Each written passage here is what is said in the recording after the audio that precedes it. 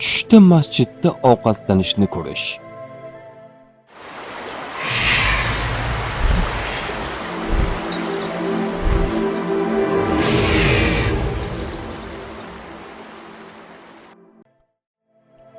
Tushingizda masjiddagi ovqatlanish bu ruhiy tozalik, baraka, iymon, duolar qabul bo'lishi va halol rizq bilan bog'liq bo'lgan juda ijobiy tushlardan biridir.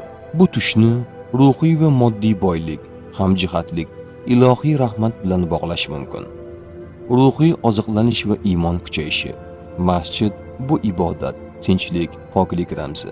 Unda ovqatlanish siz nafaqat jismonan, balki ruhiy tomondan ham oziqlanayotganingizni, qalbingiz to'lishi, iymoningiz mustahkamlanayotganini bildiradi.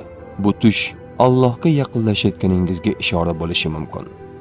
Halol rizq va baraka. Masjidda ovqat yeyish bu halol mehnat orqali topilgan rizqdan bahramand bo'lish, rizqingizda baraka borligini anglatadi. Bu tush Alloh tomonidan berilgan ne'matlarga shukr qilishni ham eslatadi. Jamiyat va hamjihatlik. Masjid bu odamlar jam bo'ladigan muqaddas joy. Unda ovqatlanish siz atrofdagilar bilan totuv, samimiy munosabatda ekanligingizni bildiradi. Ehtimol siz jamoa bilan ish yuritayotgan yoki yaqinlar bilan mehrli aloqadasiz. Duolar qabul bo'lishi.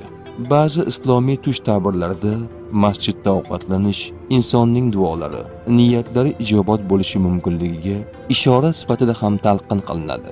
Ayniqsa, agar tushda ovqat yoqimli bo'lsa, bu juda yaxshi alomat. Agar ovqat iflos yoki noxush bo'lsa, bu holat o'zgaradi.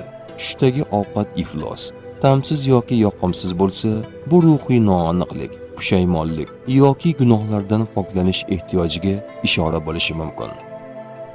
Tush ta'biri bashorat emas, barcha narsani bilguvchi yagona zot Allohdir. Ko'rgan tushlaringiz ta'birini bilmoqchimisiz? Unda kanalimizga obuna bo'ling.